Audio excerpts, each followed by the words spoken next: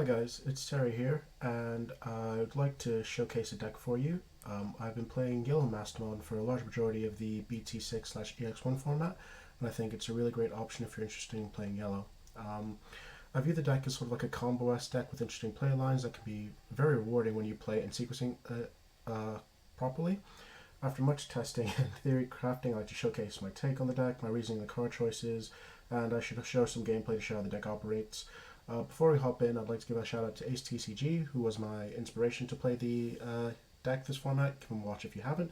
And my friend Mike, who has intensely helped me test and refine the deck to its current state, because if it's a yellow deck, we want to make it better. So to start the profile off, we're going to go into our megas, as they are the win conditions of our deck, and thus most of our deck building decisions have been influenced by them. So for our megas, we play the 3 copies of Mastemon and the 3 copies of WarGreymon. Both are very useful, but sort of useful in different times. So, for example, Mastemon is very important in the mid to late game because just being able to trash a security and play a level 4 or lower from your trash for free is very good at applying pressure and help play around potential security bombs, just like the options, like things like Trump Sword, Fly Bullet if you're playing against 3 Musketeers, or potentially even like things like Zwart Defeat. So it's very, very nice. We play 3 as I think it's a good number to see it at. 4 feels a bit too cloggy because you don't really want to see it too early. And essentially after Digivolution it is a vanilla, but 3 seems fine for me. Moving on to our Wargrey though, this is a very, very good card. It's very good in your early and mid game. It's a little bit worse in your late game, largely because you need to have a security to resolve its effect properly, and sometimes that doesn't really happen with the playstyle of the deck. But generally, just with its general ability to apply pressure by swinging twice, by removing like threats and problematic cards like blockers and memory blockers, and if your opponent has a lot of suspended Digimon, you have the potential to clear a board. It's just really, really good. The only sort of flaw that I have with the card is, apart from like its needing security to resolve its effect, is that it's 11k, which sounds fine, but in a lot of games, when you swing in for the first check and restand it, it will kind of die, and I guess you still get some value, but it's not always amazing. But it's definitely really good, and I enjoy playing both of these. Then we'll move on to our ultimates. First up, we have the 4 copies of BT3 Angewomon. This is your MVP level 5 ultimate in the deck. Its inheritable effect is very good. It pairs very well with the WarGreymon in particular, because when you're at 3 or fewer security, when attacking, you can play a level 3 yellow Digimon from hand without paying its memory cost, which is absolutely fantastic. It just helps generate a lot of board presence, especially with Wargrey. If you get those 2 swings in, you're getting 2 free bodies if you can have it. So it's very useful. And also, its on Digivolution effect is also pretty good. So on Digivolve, it gives security -2 to one of your opponent's Digimon, and it's very crucial as one of the few defensive options in the deck, and it gives you a bit more time to set up. I definitely wouldn't play any less than 4. It's been really amazing. Played 2 copies of RizeGreymon and 2 copies of the WarGrowlmon. So RizeGreymon is really good. It's only at 2 for varying reasons, because we only play 3 or 4 tamers, so we're not always going to get its Digiburst effect, which is to trash 2 to play a yellow or red tamer for free. We only play a yellow tamer, spoilers. Well, a yellow tamer that can play off this. But its inheritable is very good, which is if you have a tamer in play, when attacking, you can reduce one of your opponent's Digimon by 2k. Again, it's really nice. It pairs very, very well again with the WarGreymon against not being one to return. So potentially swing with the WarGreymon with this underneath it, you can have a potential to do anywhere between 6k to 10k DP reduction if it lives. Opposite end, we have the WarGrowlmon. Again, we play for 2 copies. Its Digiburst effect is pretty useful. You trash 2 to reduce a Digimon by 4k. It's very useful in getting rid of problematic Digimon, for example, mainly things like the memory blockers, because we do need to have free reign to gain memory during our turn for this deck. It's very important. And its inheritable is also kind of nice. If you're at 3 or fewer security, when your Digimon gets 1000 DP for the turn, again, it makes all of your bigger guys, your Mastemon, your Wargrey, 1k bigger, which can help maybe Wargrey survive a check, or it helps you swing over bigger, 12 to 13k bodies. But the main reason we also play these four in particular is that their Digiburst is very, very crucial, because being able to trash your level 3s and level 4s, getting them into your trash is very nice, because it helps set up options for when you want to play your Mastemon.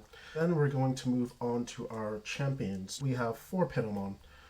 So Piddomon is just nice in the deck. It's very cheap. It's a 1-cost evolution. It's a blocker, and while 5k blockers aren't really that good for this kind of format, like they can be really easily cleared, it's still nice to have as a defensive option, and once again it helps with just memory choking and being very efficient in our Digivolutions. So it definitely works out as a 4 of. We then move on to one of the better cards in our deck. It's 3 Mimicmon. So Mimicmon is pretty much the MVP extender for the deck.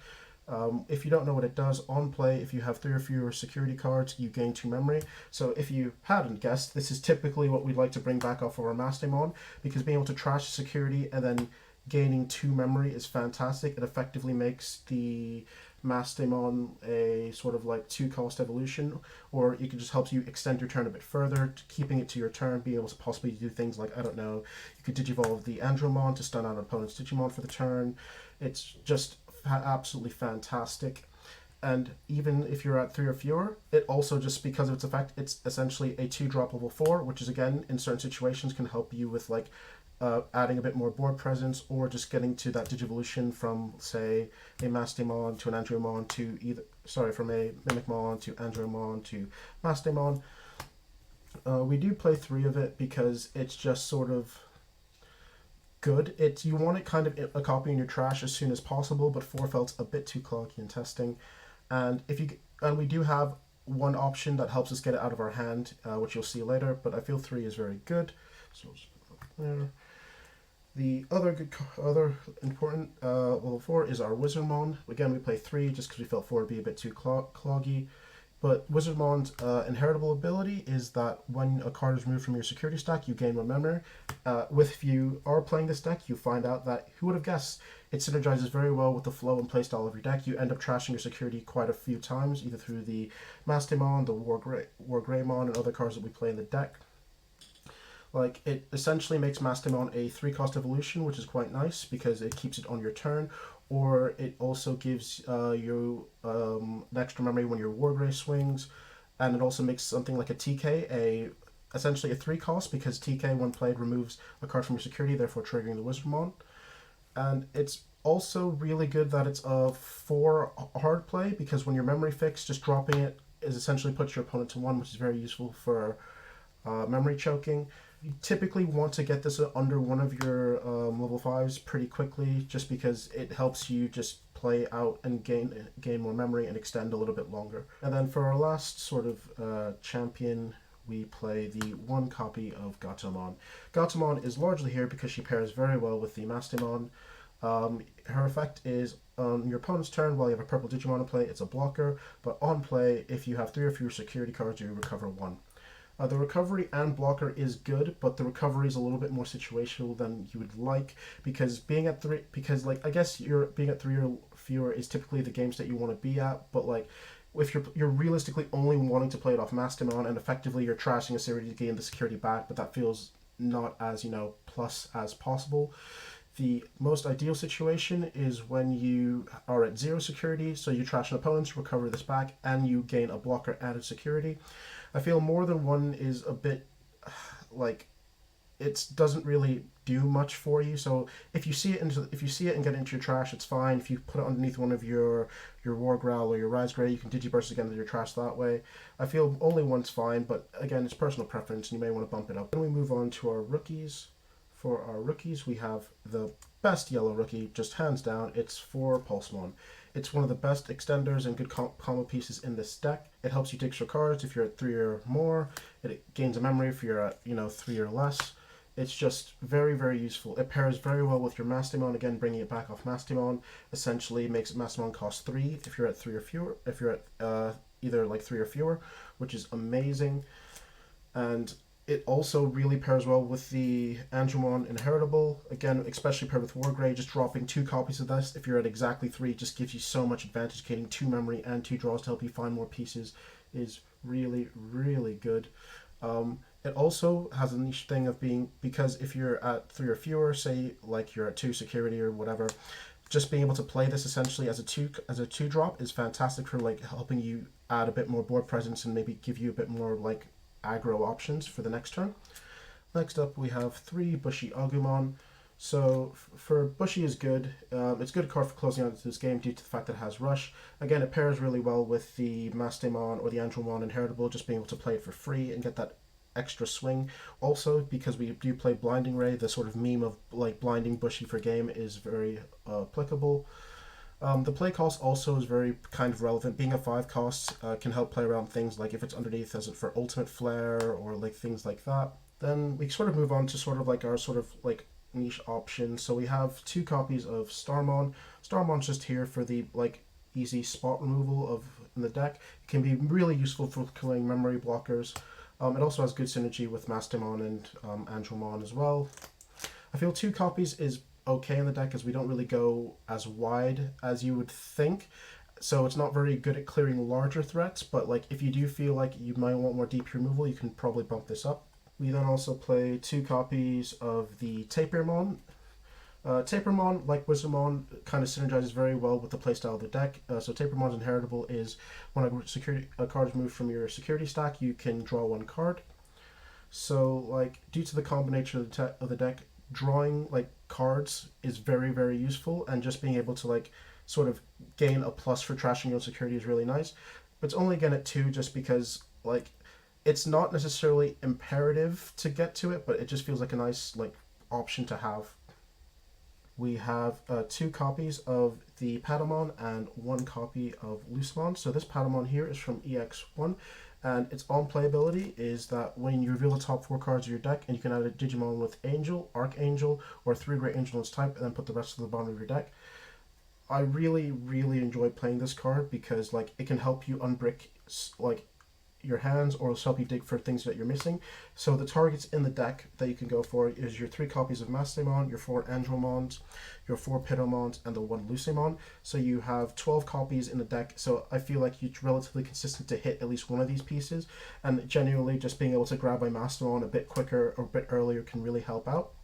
I only feel 2 is fine because it's not like you have much more targets, and it also potentially has a thing to bottom deck other cards that you might need. And then we play the 1 copy of Lucemon as just sort of our final sort of defensive option to recover security, and it's, in my opinion, the least situational compared to many other security recovery options, because just whenever you play it, you recover. Like it pairs again well with Mastemon and Angewomon. It being a 10k rookie is really, really nice, because just getting that extra aggression is, and if you have 10 or more in trash, you can just play it for 5 instead of its 13 play cost, which you know can go very well. We then will move on to our tamers. So we play 3 copies of the Takaishi. Again, it's our memory fixer and a very, very important card because it helps you like look into your security, and getting access to your security can help you find the combo pieces and unbricks your hand. And as I think I may have previously mentioned, it does pair very well with the Wizardmon and Tapirmon inheritables because it removes the security card. So essentially you're gaining your card off the TK, recovering 1, and getting a memory and draw if you have the perfect stack set up. I feel 4 can be too cloggy in the deck because again you like don't really want to resolve this as many times as possible once you have 1 diminishing returns on the other 2. And there's really niche applications where like if it's in your security and you hit and it resolves, sometimes you might have something like a Mastemon or a Rise or a non-yellow card in your security, and if you're forced to take that, it then sort of like potentially makes it more risky as your opponent has to do 1 less check to like kill you. But I'm really happy with the 3 copies. And then we also play 1 copy of Analog Youth. It's a really cool card. On play, you reveal the top 3 cards, you add 1 Digimon from them, and then you trash the rest. So that effect is very useful in like helping set up the trash for Mastemon, and once again digging. Since it's also very cheap to play, it can be useful to choke your opponent, like putting them to 1 or maybe 2. And its alternate effect, which is when one of your level 5 or higher Digimon with Digivolution sources is deleted, you can suspend this to gain 1 memory and hatch a Digitama. So like that can be very useful to gain memory and potentially cause your opponents to pass turn. it's only a one of because I just feel like it's not that amazing. It's good and it helps search, but anymore feels like it'd be a bit too cloggy. And if it was like yellow or red, like if you can play it off Rise, it'd be a different story. But unfortunately, it's not. For our options, we play 3 copies of Blinding Ray. It's an MVP card of the deck. It is the most useful extender for anything because gaining 2 memory for trashing your security, and then trashing your security is absolutely insane. It helps you get to your ideal threshold of having 3 or lower security. It pairs amazingly well with the Wizardmon and Tapirmon. Imagine trashing 2 security to gain another memory, effectively getting 3 memory and a draw just for trashing your own. It can be a very high risk, high reward card because trashing your security is nice, but you have to be aware that your opponent might be able to like kill you the next turn. So you might want to like conserve it until needed or in the late game. The lack of a security effect is pretty meh, so that's kind of why I'm happy. 3 copies seems fairly optimal. You could make an argument before, but like it's not necessarily that good on its own. You have to be ready to make a play with it to do so. So I feel 3 is fine. We play 2 copies of the Wyvern's Breath. Wyvern's Breath is a just removal option for large threats. It's useful if it gets hit in the security, and 15k removal is very likely to remove any kind of threat on the board. The fact that its play cost is 8 is the only reason I'm a bit iffy with the card, because I'm very likely to give my opponent between 5 and 8 memory when played, but you do kind of put them on a situation where if you've cleared their big Digimon, you put them on the thing that they better be able to like immediately stabilize and recover and build up another Digimon quickly. And then we also play for almost options, so we play the 1 Acid Injection. Acid Injection is just, if you don't know, you can trash the top card of your security to reduce one of your opponent's Digimon for 5k. It's very useful in helping deal with or remove threats. Trashing security could also be very good in either A, helping you get to your 3 or fewer state, again, because you trash security, it pairs well with the Wizardmon and the Tapirmon. And again, it's very just nice for like being that kind of cheap removal, just being able to remove something like a Gazimon or a Terriermon, or maybe even removing one of the 5k blockers for 1 is really nice. And I've really enjoyed it. I would recommend at least definitely playing 1. And we have the 1 win rate, 60%. So win rate is a pretty interesting card. Unfortunately, it's only really usable in the deck if you have a Tamer in play, but that should be set up really quickly. So its effect is the next time that you would Digivolve onto Digimon, you can trash the Digimon in your hand that's the same color as the Digimon about to Digivolve, and that will reduce the play cost by 4. This is really useful to reduce. It's mainly been used for me in a niche thing to reduce the cost of Digivolving into Mastemon, essentially to be like, you know, by 4, so you're essentially playing Mastemon for free. And the fact that it trashes a Digimon is really, really good in this point, because it's really ideal for like trying to set up things like if you have a, say, a Mimicmon and you can't, and you need to get this into your trash, playing the win rate, being able to trash this, and then some of the Mastemon to bring it back is just come up so many times for me. I feel 1 copy is fine because like any more than that it can be like very dead in your hand or cloggy, and it has security effect which adds to your hand, so you're very likely to see it when you see it. And then just moving on to the eggs, we play 3 copies of the Upamon. Upamon is very good in the deck. Just when it's effective when you're at 3 or fewer, you can when you attack you can draw 1. Is really good because the deck is very combo-y. You do need to see as many pieces as possible for it to run optimally, so drawing is really nice. So that's why we've chosen to play this at 3. And then for the last 2, we play 2 copies of Koromon. Again, if you're at 3 or fewer when attacking, you reduce the Digimon by 1,000. It can be very useful in various situations and can really make the difference in some game states. It's less applicable in the early game. That's when you're trying to get to your 3 or fewer. So that's why we kind of play it at 2. But I feel just having the split is kind of perfect. Just having that sort of variety in your Digi-Eggs is really, really good.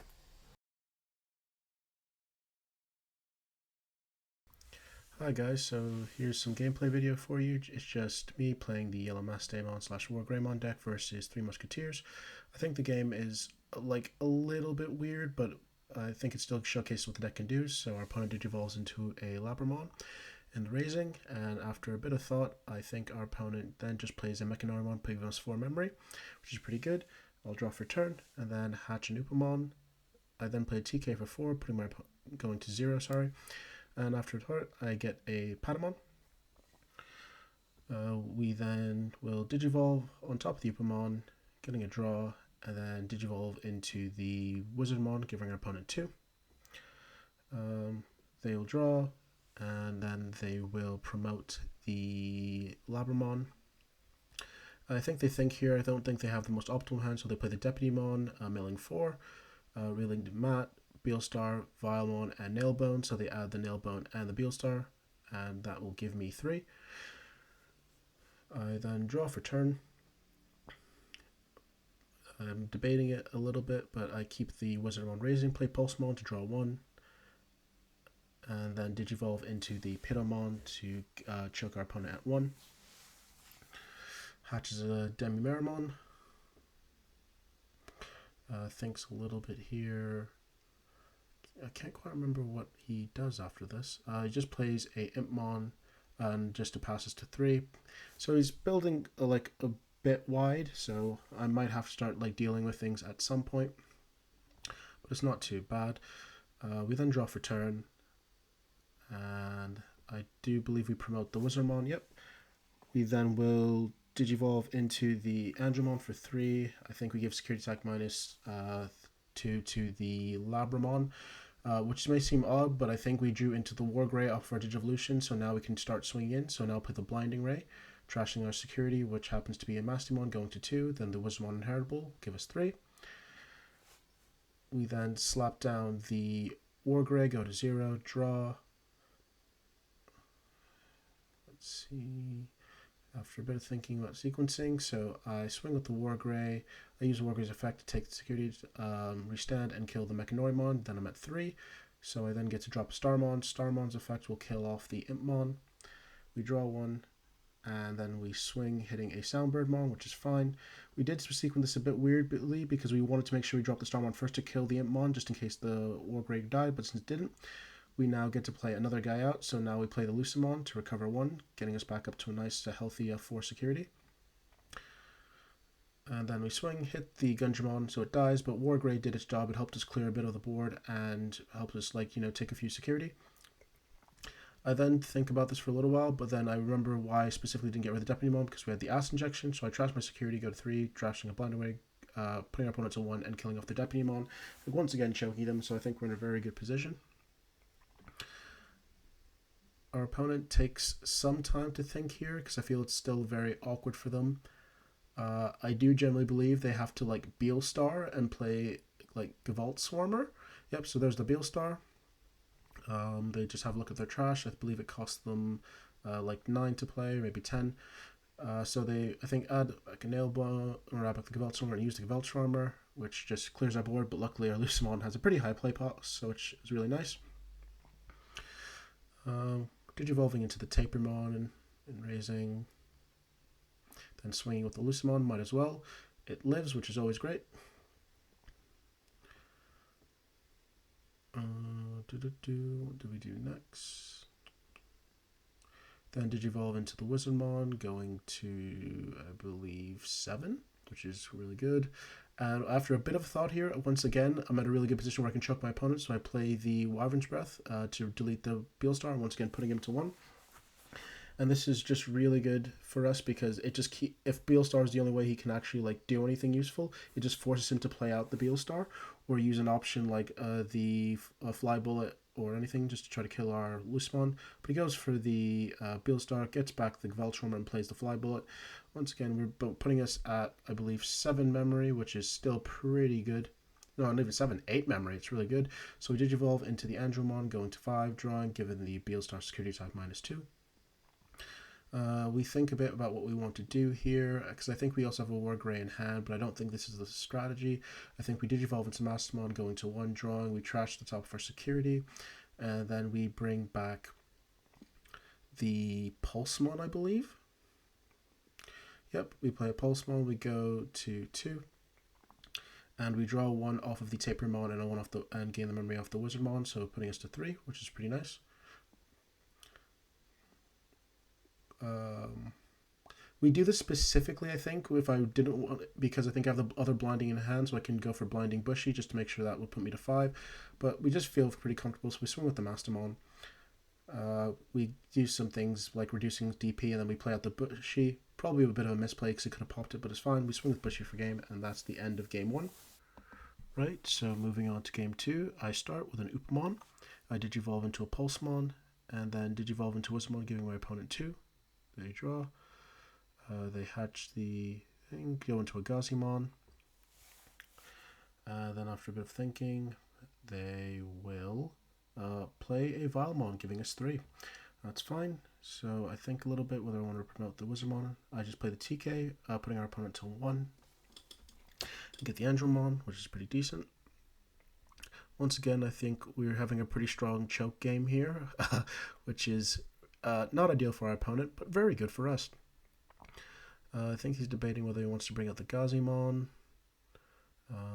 Yep, it is bring it up, and to be fair, it is pretty good. It can shut off my Blinding Ray and shuts off my Wizardmon inheritable, so we might as well. He takes a little moment to think, and I think he just passes here, which did throw me off, but I imagine maybe like there's no point really just putting out a body and already we go into 3 anyway. So I play a Piddomon, and we hit Mastemon, so we take that, putting a Wargrey, a Mimicmon, I think a Wizardmon to the bottom of the deck. We just roll into Piddomon, once again choke our opponent going to 1.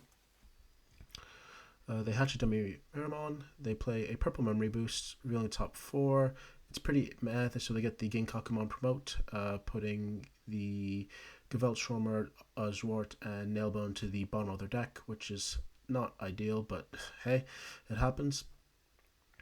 We then play out a Starmon for 3, killing off the Gazimon, so we can freely, gain memory during our turn. Then we play the Analog, giving our opponent 2. Revealing the top 3. Which is a Tapirmon, Wizardmon, and Angewomon, and I take the Tapirmon. So I think just having another 3 will be quite nice. So yep, we've given our opponent 2. They do something which is not necessarily questionable, but a weird for me. I think they will Digivolve on top of their Vilemon in just a moment into the Ginkakumon promote. I guess it's more that he wants to get the early swing in, and you'd be losing 2 memory if you swung with a Vilemon, so you might as well get that 1 memory extra. So he thinks for a moment, and then he swings, hitting a Blinding Ray, so it lives, and I go down to 4 security. And then I think he then, decides to pop the memory boost in just a moment to go to 3, and then this kind of maybe tells you a bit more about the state of the hand, but I guess it puts me on having to deal with it. So he plays the Angewomon, putting me to 8.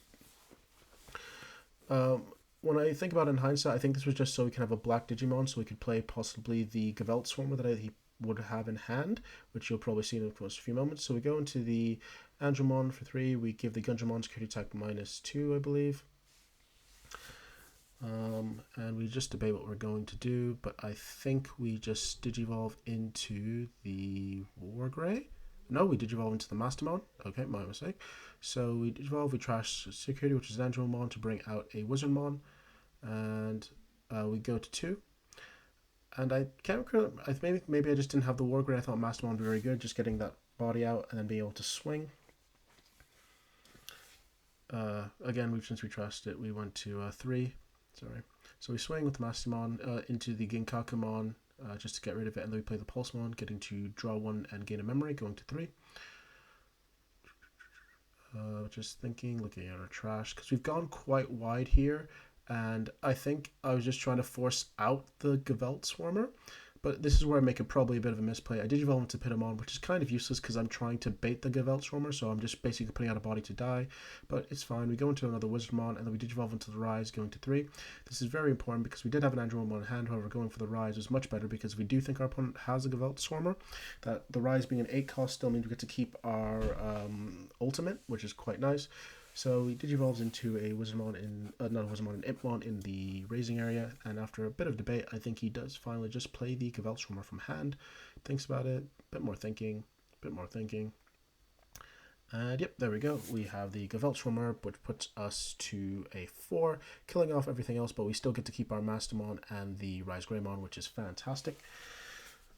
So we draw. We will then, I believe, hatch a Koromon. We Digivolve into the Tapirmon, drawing a 1. Trying to think what happens next. Just doing a bit of thinking. So we go for the acid injection, going to 3, trashing our top security. Sorry, our camera fell. So I just had to trash my security. Then we gain 2 memory because of double Wizardmon, and then we digivolve into the WarGrey. The specific reason we went for the acid injection is to reduce the Angewomon, so we can then probably kill it with the WarGrey. Just giving a swing. He hits the fly bullet, which he uses to kill off our Mastemon, I believe, which I think is quite the right play because there's still a chance the WarGrey. I'm going to swing with the WarGrey again anyway, and there's a chance it might die being a bit weaker. So we swing again. Luckily, we live, which is quite nice. So now we just think. Oh, we also gained a memory off the analog boy, which is really good. We then digivolve into the Mimicmon for 2, going to 1, and then I believe we digivolve into another Rise, giving our opponent 2. So I feel pretty comfortable in this position. Like, maybe I have 1 security left, which he's going to try to force out now with his Impmon, which is the Mimicmon, which forces it to die, and he gets a Demi-Meramon effect. But like, even if we've put it to the point where he has to kill the WarGrey, because the WarGrey potentially can just clear his security first, and I'll be moving up the Rise. So he's just striking to his trash, figuring out how much I think a Beelstar will cost. That's looking like it'll be like a reduced play cost of 4, so maybe putting me to like 8. So he plays the Beelstar down, and I just believe he adds Fly Bullet and then uses the Fly Bullet to kill the WarGrey. We're going to we actually go to 6, which is pretty nice. Again, so we move up the Rise. Just debating on what to do here. I do believe I go into a Mastemon in just a few moments because it feels like probably the most optimal play. Because again, I believe we do have double blinding Bushi in hand, so this just helps us like bait it out. So we will see me. Yep, digivolve into the Mastemon. I go to 2. Trashing a Matashita, which is rather unfortunate. We play Koromon for our trash, which gives us a recovery, plus the blocker in case anything goes wrong. We swing at the Mastemon. With the Mastemon into the security, reducing the Beelstar by a little bit. Then we hit a Angewomon, so it lives. And just to end out the game, like we said, we have the double Blinding Ray, going to 6, dropping it for 1, and swing with the Bushi for a game.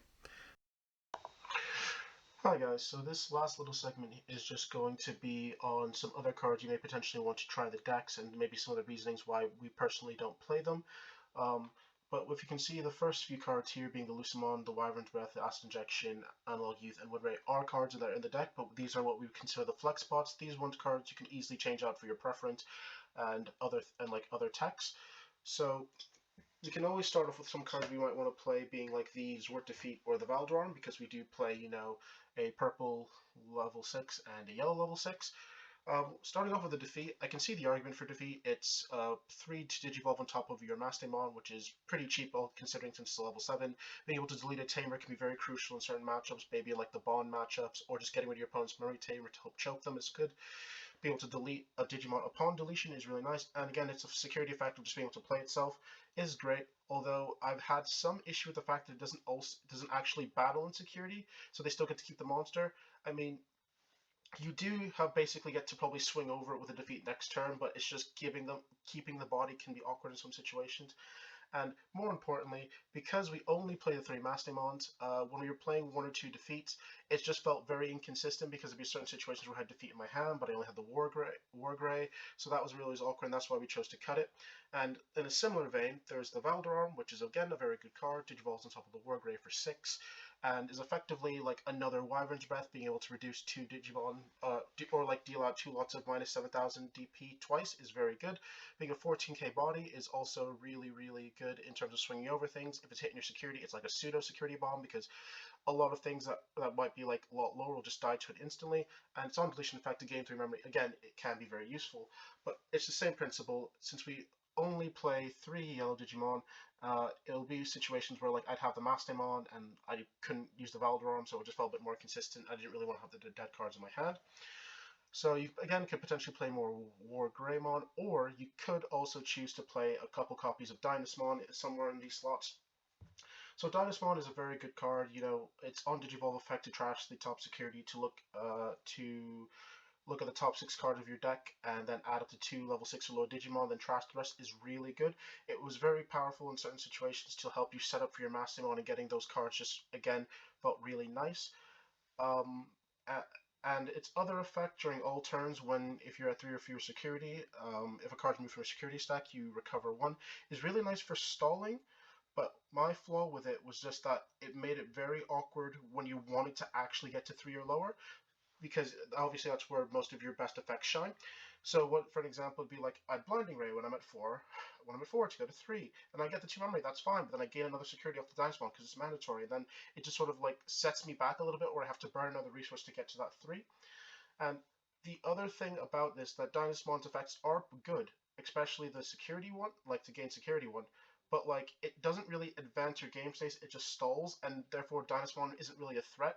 Things like Wargrey, if you play them, or things like the Mastemon immediately do something, they pressure your opponent by trashing a security or getting those swings in, and Dynasmon just felt a bit too slow for the like sort of more aggressive playstyle we're trying to go to. But obviously if you feel like you'd want to, you can give it a shot. Another option we considered was the Magna Angewomon. So this Magna Angewomon is from EX1 and has a really cool ability. So when attacking, if you have 3 or more security cards, this Digimon gets 4000 DP until the end of your opponent's next turn. So that's really good. It's essentially, at most times in the early game, it's an 11k ultimate swinging at your opponent's security, and that's pretty big, all things considered. It's basically the same size as Wargrey. So it's nice to have that idea of a potential beat stick at a lower level just for those early swings. And because of the way it's worded, being this Digimon, if you were to Digivolve on top of it, say after you attack, say into a Mastemon or a Wargrey, I think the DP gain persists through Digivolution. So you essentially have your opponent have to swing over a 15k or 16k Digimon to try to kill it, which means that it's more likely to go into the next turn. Its inheritable effect is also okay, so when a card is added to your security stack, you can gain 1 memory. Currently in the deck, the only really things that would trigger that would be the Gatomon or the Lucemon, or if you were to play a TK. So that bit doesn't come up more, but however, if you were to choose to play Dynasmon, that again could be a nice sort of pairing. We just chose not to play it because we just thought the Digiburst and the Angewomon were a bit too more important, but it could be a nice one of if you want to include it. And it, again, because it is an angel, it is searchable through the Piddomon. These two here are sort of like the other recovery options you can play. The promo Piddomon, which if you have 1 or fewer security cards, you can trigger recovery +1, and the Salamon on deletion, if you have 3 or fewer security, you can trigger recovery +1. So starting off with the Salamon.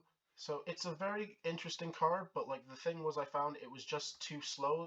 If you want recovery, you normally want it in that game state. You want it immediately, and having to play it and hopefully swing the next turn with it to gain that memory back could be a bit too, not memory, sorry, security back. It can be a bit too late, and just honestly, sometimes it really sucks when you swing in and it doesn't die because you'd rather have played something a bit more impactful like a Pulsemon or a Starmon.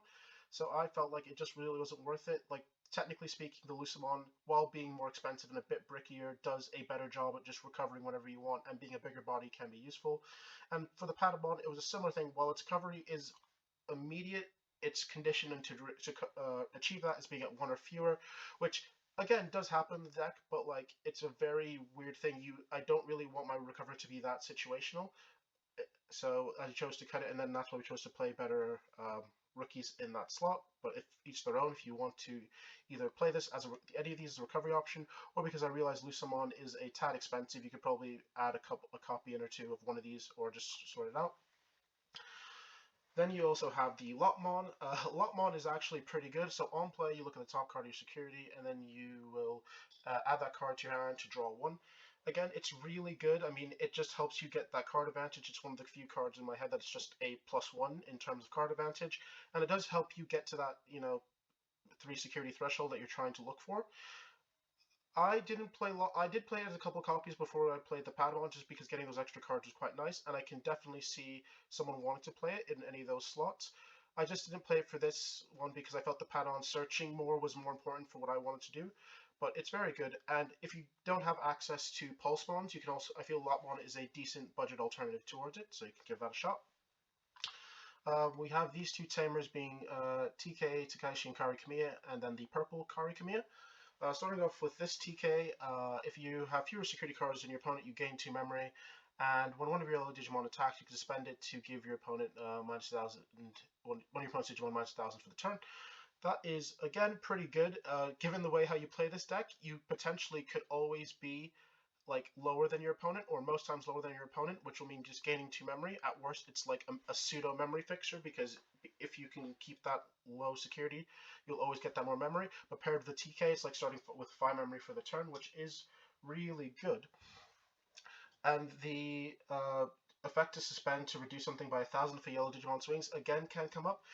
I was trying it as a one-of, and that was currently where the analog boy slot was, but I think we chose to remove it because, again, it was 4, and while you can play it for free off Rise, it's not something it was the only thing where I kind of would want to play it off Rise. I wouldn't really want to hard drop it yourself.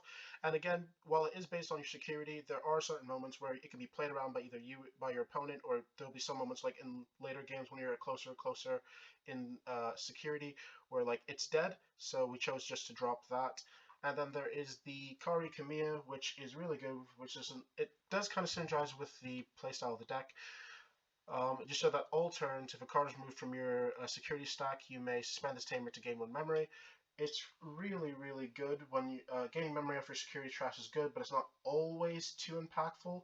It's the purple tamer that can't be played off Rise, which is another consideration. Again, it's something you can try out and see how you feel, but we just felt like it really wasn't worth it, considering we have like pretty decent ways to gain memory with the Blinding Rays and other such things like that. And then the sort of last card we considered was the Spiral Masquerade, which is, if you play during Lord Knight format, you know the pain of this card. You know, for each Digimon you have in play, you activate the effect below that one of your opponent's Digimon loses 3,000 DP for the turn.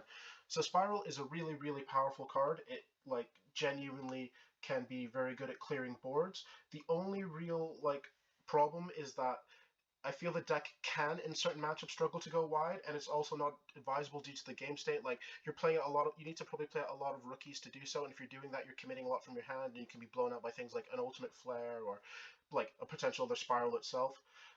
It can be useful to hit on in your security, but I think on average it will probably be doing anywhere between like 6 and 9k reduction, so I think the Wyvern's Breath was better for this moment, but I do see a world where you could play this, and if you really design the deck to be even more aggro and more Rookie Rush style, I would definitely recommend trying out the Spiral Masquerade. So I think that will be it for the video, guys. Thank you for hanging in there. It's been a bit of a long one. So please feel free to comment down below, tell me what you think of the list, see if there are any changes you want to make, and if you want to see us do anything similar to this for another deck. Thanks, guys. See you later.